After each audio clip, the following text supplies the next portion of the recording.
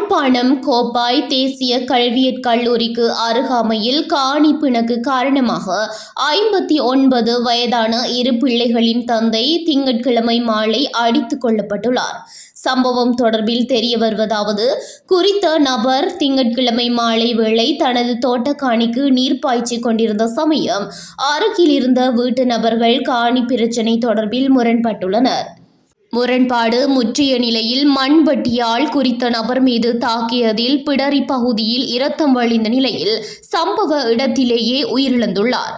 கொலையாளிகள் ஒரே குடும்பத்தைச் சேர்ந்தவர்கள் என ஆரம்பகட்ட விசாரணைகளில் தெரிய வந்துள்ள நிலையில் ஒருவர் போலீசாரால் கைது செய்யப்பட்ட நிலையில் ஏனைய இருவரும் தலைமறைவாகியுள்ளனர். சம்பவம் தொடர்பில் கோப்பாய் போலீசார் மேலதிக விசாரணைகளை மேற்கொண்டு வருகின்றனர்.